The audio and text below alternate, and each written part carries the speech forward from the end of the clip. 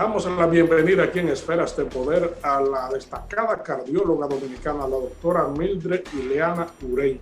Muchísimas gracias por el honor. Bueno, para mí es un placer, señor Federico Méndez, estar en este programa, Esfera del Poder, que ya es una costumbre obligada del pueblo dominicano. Para mí es un placer. Fíjese, doctora, con usted podemos hablar del panorama que reina con relación a la pandemia del COVID-19 y sus repercusiones que tiene en los pacientes hipertensos con problemas cardiovasculares. ¿Cuál es el impacto real que tiene el COVID-19 en este y otro segmento de la población dominicana? Claro. Bueno, ya tenemos alrededor de unos 6 meses, ¿no?, de pandemia, ¿no? Y lo más importante es que ya conocemos muchas cosas que antes no conocíamos, aunque todavía queda mucho todavía por conocer. Pues en los pacientes cardiovasculares tienen una mención especial en esta pandemia. ¿Y cuáles son estos pacientes cardiovasculares?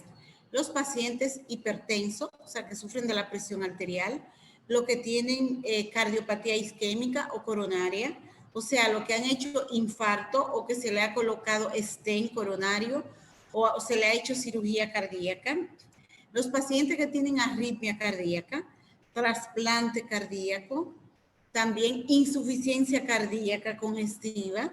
Esos son básicamente los pacientes, y los pacientes que han hecho ACV o, como dice el pueblo, derrames cerebrales.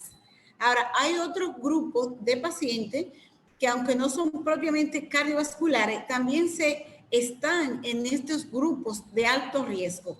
Y estos grupos son los diabéticos, los pacientes que padecen de diabetes mellitus, pacientes que tienen algunas patologías pulmonares crónicas, como son el enfisema pulmonar y el asma bronquial. Fíjate que el gobierno dominicano inclusive dio una resolución de que pacientes que tengan más de 65 años y que cursen con estas patologías, con excepción de la hipertensión, que no fue incluida, le voy a decir por qué pienso que no fue incluida, y también se incluyen los pacientes con cáncer y los pacientes con enfermedades inmunológicas como el HIV y otros. Esos son los pacientes de alto riesgo, en donde esta patología que ataca justamente el sistema inmunológico ha tenido más impacto. Entonces, lo que le decía de la hipertensión, que no fue incluida, aunque los pacientes hipertensos se consideran de alto riesgo, porque resulta que el 33%, alrededor del 35% de la población dominicana, según el último estudio hecho por la Sociedad de Cardiología, es hipertenso. Pero no necesariamente todos ya tienen afectación cardiovascular que limite su vida cotidiana.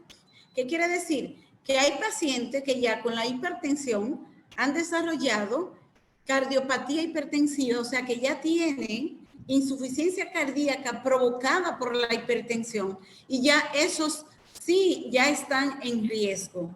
Pero los pacientes habituales hipertensos leve, que llevan su training de vida normal, eso no fueron incluidos. Entonces, en estos pacientes se sabe que a nivel mundial, y los pacientes que tienen más de 65 años son los que más ha impactado la pandemia. Entonces, por eso nosotros, los que manejamos este tipo de pacientes, pues lógicamente hemos tenido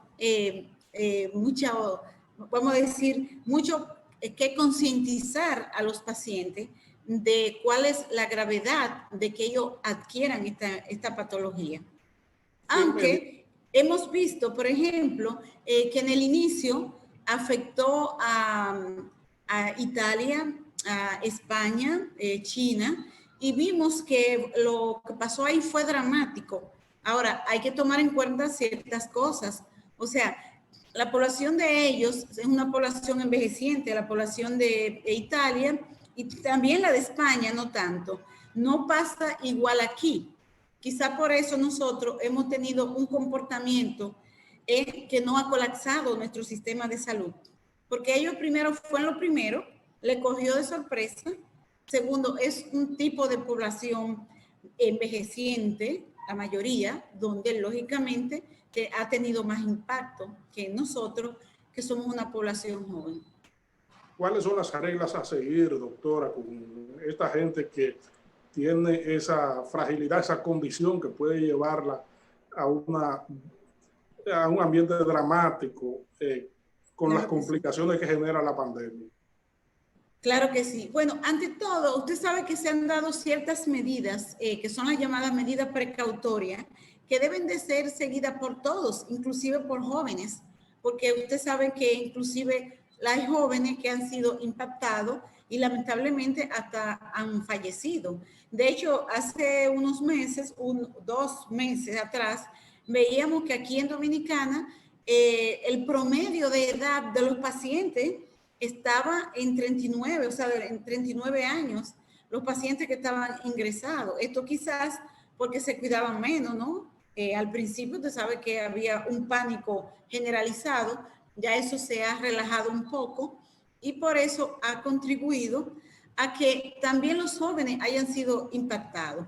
Pero de todas formas, las medidas que se recomiendan son iguales para todo el mundo, pero mención especial para esos pacientes con esas condiciones que yo mencioné. Bueno, lo primero que debemos de evitar las aglomeraciones de personas, sobre todo en espacio cerrado, que eso favorece que el virus se propaga, porque es un virus puramente respiratorio, entra por vía respiratoria, por la boca y también por la mucosa de los ojos. Pero básicamente la entrada del virus principal es por las fosas nasales y eso tiene una explicación fisiológica. Ellos utilizan, o el virus utiliza para salir, para entrar al organismo, utiliza lo que se llama la proteína enzima convertidora de angiotensina, una proteína donde la usa de receptor y justamente en los pulmones es donde hay más receptores de esa proteína. Y justamente ustedes, los hombres, tienen más que nosotras las mujeres. Es por ello que el ser un varón, un hombre, es un factor de riesgo más que en la mujer.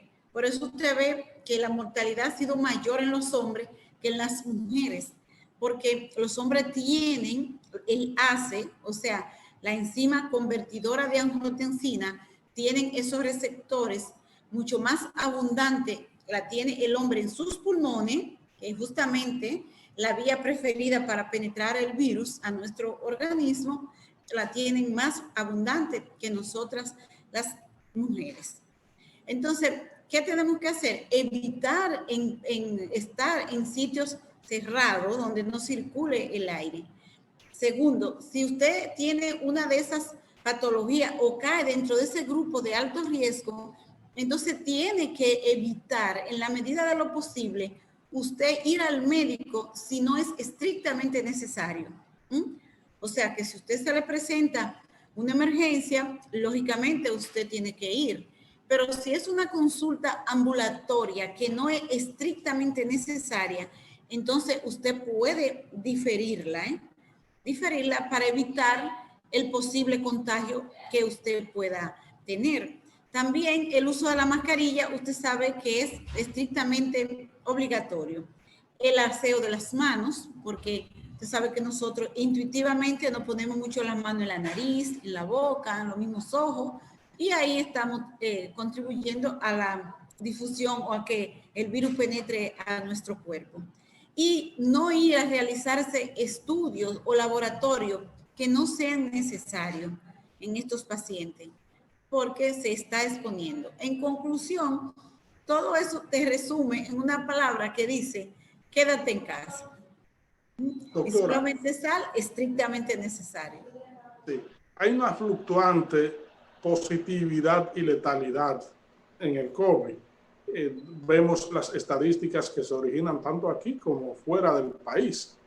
¿Cómo se manifiesta esto en los pacientes que tienen esas condiciones y en los que eventualmente puedan caer en esa condición que no la tienen.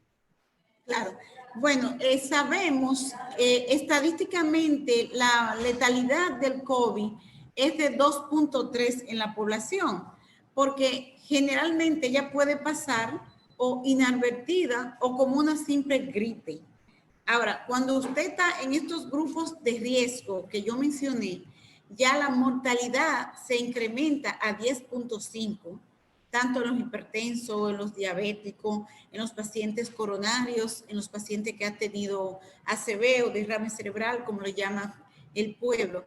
Entonces, fíjense que se eleva casi 4 veces más que una población que no tenga los factores de riesgo. Entonces, es por eso el llamado de todos los organismos internacionales, encabezados por la Organización Mundial de la Salud, el American College, o sea, el Colegio Americano de Cardiología, la Sociedad Dominicana de Cardiología, a que estos pacientes concientizarlos de que debido a la alta mortalidad que ellos presentan en relación con las personas que no tienen esta patología, pues deben de evitar el contacto con el virus, porque no sabemos cuál es la forma en que se va a manifestar. Como puede ser una forma leve, puede ser moderado, con o sin problemas respiratorios, o la forma grave, que es la que lamentablemente pone en peligro la vida del paciente. Es decir, que debe haber una estricta vigilancia con relación a estos pacientes que tienen este estado de vulnerabilidad para evitar cuadriplicar, tal y como usted manifiesta, la estadística de letalidad. Sí, pero fíjese que yo pienso que aunque ya la población, al menos eso es lo que vemos aquí, la población ha perdido un poco el miedo, pero sin embargo, los pacientes cardiovasculares se cuidan bastante. Eso yo se lo digo porque manejo a sus pacientes y ellos para ir a la consulta son muy cautos.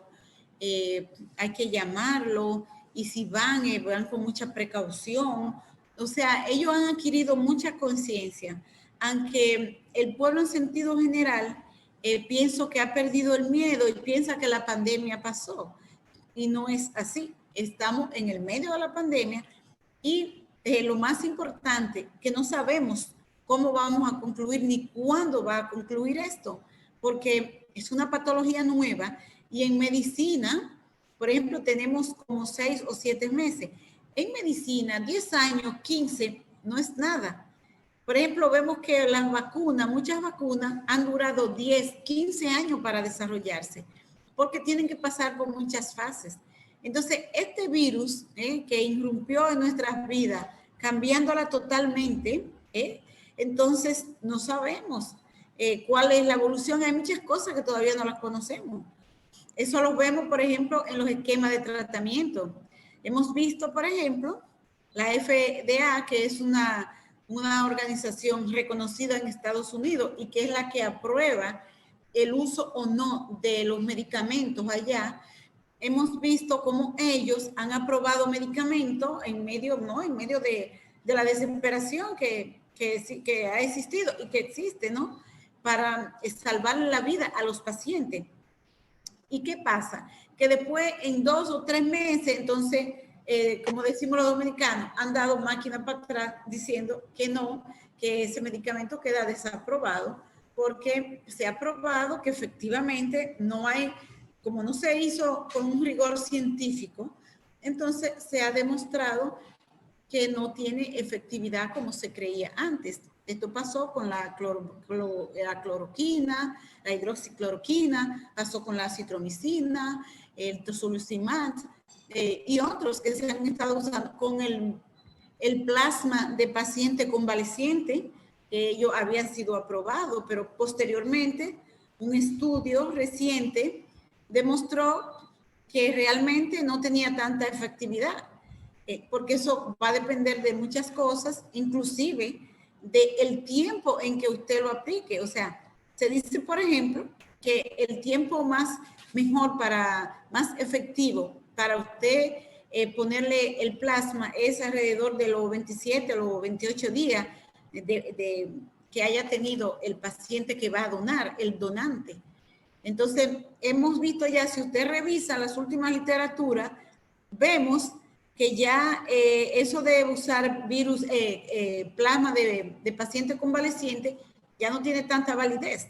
Entonces, todo esto es producto porque es una patología que es nueva. Entonces, no conocemos, además, no conocemos ni siquiera si es un virus creado o es un virus natural, porque su comportamiento ha sido muy anacrónico, o sea, que usted no sabe, hoy te dicen una cosa, mañana otra. Por ejemplo, hay cosas, a nosotros nos enseñaron que los virus tienen una característica, las bacterias otra y los parásitos otra. Entonces, uno se pregunta como médico, pero ¿qué razón tiene de usar un antibiótico como la citromicina o también usar la hidroxicloroquina? O usar otros medicamentos que habitualmente uno lo usa para parásitos y para bacterias cuando es un virus. Esto es, lógicamente, porque es una patología nueva. Entonces, todavía quedan muchas cosas, muchísimas, por conocer de ellas. Regresamos en breve con esta interesantísima comparecencia con la doctora Mildred Ileana Ureña, destacada cardióloga dominicana.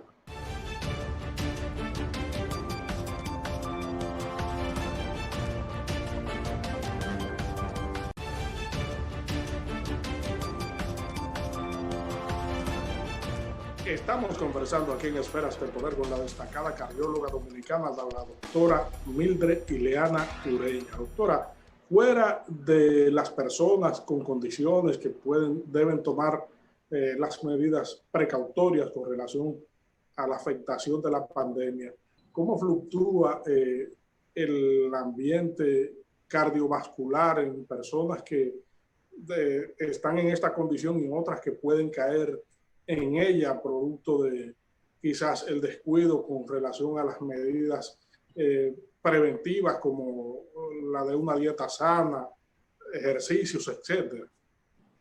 Cierto. Bueno, usted sabe que hay cosas que es lo que llamamos condición sine qua non. Entonces, en los pacientes cardiovasculares y también en los que no sean cardiovasculares, nosotros los cardiólogos le aconsejamos el estilo de vida saludable. ¿Qué quiere decir esto? Que usted haga ejercicio por lo menos 5 veces a la semana, 30 minutos. Que usted tenga una dieta sana, rica en fibra, en vegetales, carne blanca, pescado. Evitar la grasa saturada. Evitar también el fumar, el cigarrillo. Sabemos que el cigarrillo aumenta la frecuencia cardíaca, aumenta el consumo de oxígeno por el corazón, activa las plaquetas para que formen coágulos o trombos, aumenta la presión arterial. Y eso a nivel cardíaco. Imagínese usted también a nivel pulmonar, a nivel de la vejiga también tiene. O sea, el cigarrillo es perjudicial totalmente. Entonces nosotros, todos esos cambios en el estilo de vida, se lo aconsejamos ahora en el COVID a los pacientes cardiovasculares, pero también a los pacientes sanos, porque es válido. Y si usted es hipertenso, trate de controlarse su presión. Si usted es diabético también. Si usted está en falla cardíaca, que eso es muy importante, cuando el corazón ya falla como bomba, porque esa es la función del corazón. El corazón es una bomba que es puramente mecánica su función, que es expulsar la sangre que le llega ya de manera oxigenada a nuestro tejido. Pero hay pacientes que caen en falla cardíaca y ya no, el corazón ya no les sirve como bomba. Entonces, son los pacientes que ustedes ven y nosotros que están, como dicen, hinchados. En el campo le dicen, tienen hidropesía, porque usted lo ve con el abdomen crecido, aumentado de tamaño, con edema de las piernas. Es el paciente que para caminar tiene que hacerlo al paso porque se asfixia, y si está sentado también o acostado, ya en las últimas etapas usted lo ve que se cansan hasta de hablar. Entonces esos pacientes también tienen que seguir esa medida, con una medida especial también en cuanto a lo que es la ingesta de sal y de líquidos. Ellos deben de evitar sobrecargarse de líquido y también de comer con mucha sal.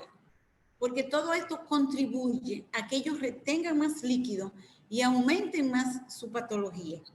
Entonces, nosotros los dominicanos, por ejemplo, somos muy dados a comer sal, porque resulta y viene a ser que lo permitido es de 4 a 5 gramos por día.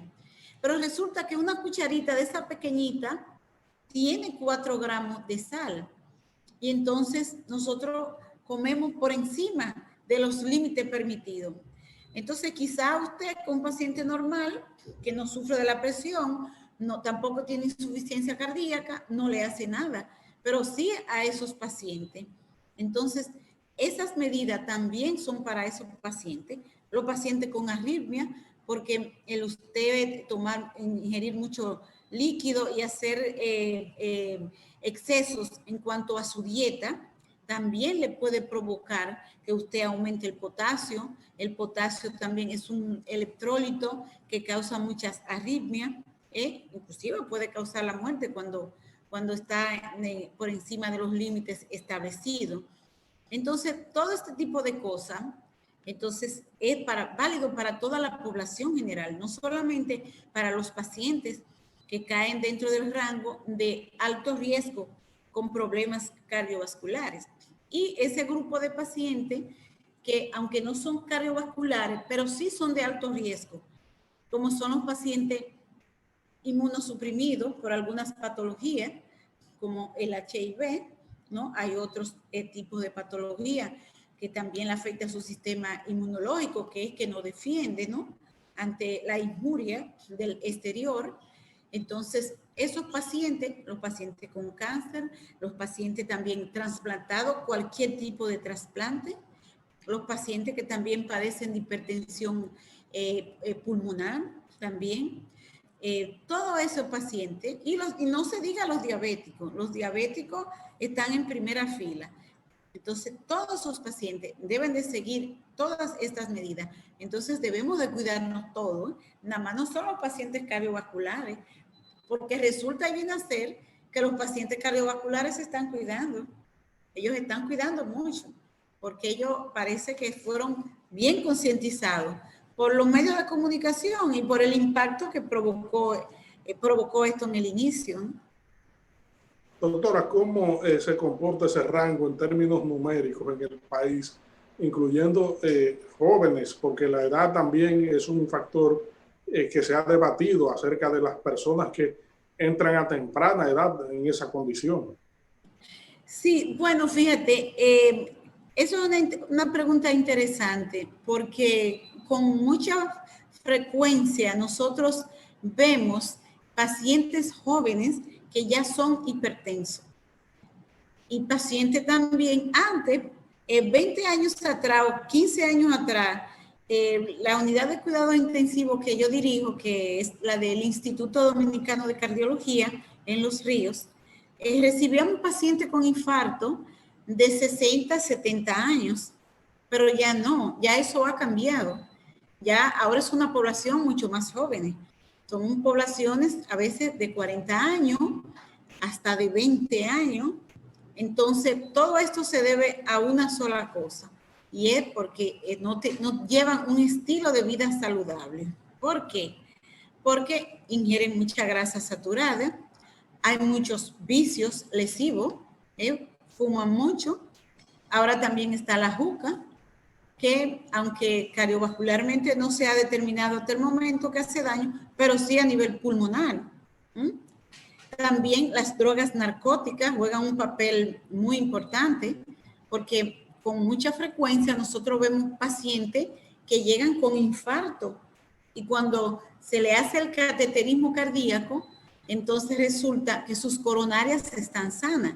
Y entonces usted dice, oh, pero ¿qué pasa aquí?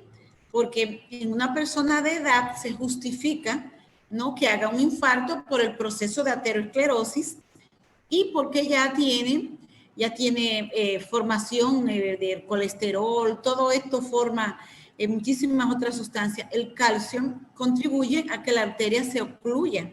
Pero en una persona joven que usted tenga un infarto y usted le ve a las coronarias sanas, normales, sin ningún tipo de obstrucción, entonces usted dice, ¿pero qué pasa aquí? Entonces, cuando usted lo interroga, posiblemente se declare, porque a veces no lo hacen, sea un paciente consumidor de drogas narcóticas, sobre todo cocaína, que puede producir espasmo coronario. ¿Qué quiere decir espasmo? Que cierra la arteria. O sea, mecánicamente hace el mismo efecto que haría un trombo en un paciente anciano con aterosclerosis. Entonces, vemos ese tipo de paciente y uno se sorprende, pero ya uno sabe que por el estilo de vida poco saludable que llevan muchos jóvenes, no todos, ¿no?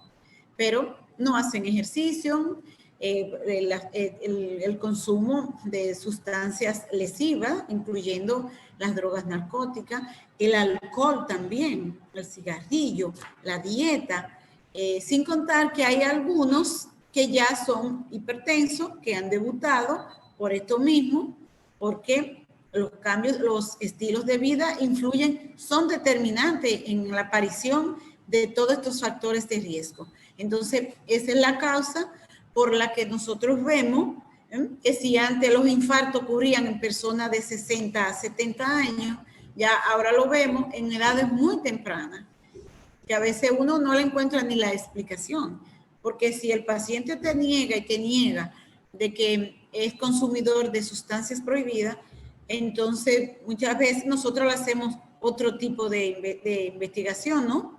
Pero francamente a veces no encontramos metabólicamente no encontramos ni anatómicamente la causa de por qué un paciente joven debuta con un infarto, ¿no?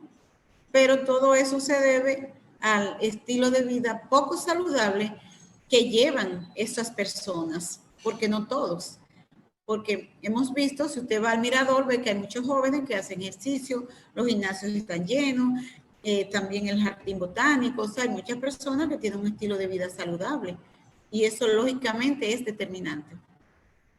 Doctora, antes de concluir este interesante diálogo, este brillante y edificante diálogo, quisiéramos saber si hay algún dato, alguna medición que acerque estadísticamente el segmento de la población que pudiera estar pasando por uno de estos problemas que le hemos expuesto. Usted dice el porcentaje. Bueno, se han hecho varias encuestas epidemiológicas. Aquí se ha hecho lo que se llama el estudio EFRICAR 1, EFRICAR 2, que lo ha hecho el Instituto Dominicano de Cardiología en combinación con la sociedad y un grupo de investigadores como el doctor Rafael Pichardo. Y se determinó, el último fue hace como 6 años, que el porciento de la población dominicana estaba en un 35% de hipertenso.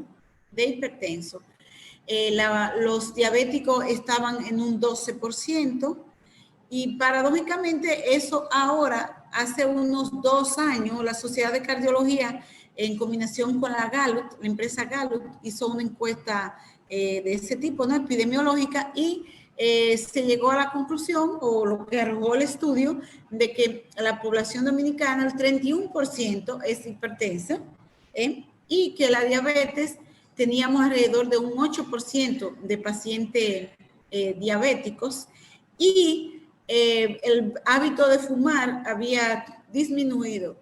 Eso es un poquito, pero así fue que la encuesta arrojó, ¿no? Que en cuanto al hábito de fumar había disminuido. Esa es las encuestas que se han hecho aquí epidemiológicamente de los factores de riesgo dominicanos. El EFRICAR 1 y 2 y el EMPREFAR, que fue la que hizo la última, la Sociedad de Cardiología, en combinación con la encuesta, con la empresa Gallup. Doctora, agradecemos su comparecencia aquí en Esferas de Poder para orientar a la población específicamente en medio de esta pandemia que requiere muchos mecanismos de prevención para evitar el contagio. Esferas de Poder siempre será un canal abierto. Bueno, para mí ha sido un placer estar en Esferas de Poder con usted y con todo el pueblo dominicano, llevarle este mensaje de orientación. Así que muchísimas gracias por su invitación. Gracias a ustedes, amigos televidentes, por habernos acompañado en esta interesantísima comparecencia con la destacada cardióloga dominicana, la doctora Mildred Ileana Ureña. Proseguimos con nuestro contenido.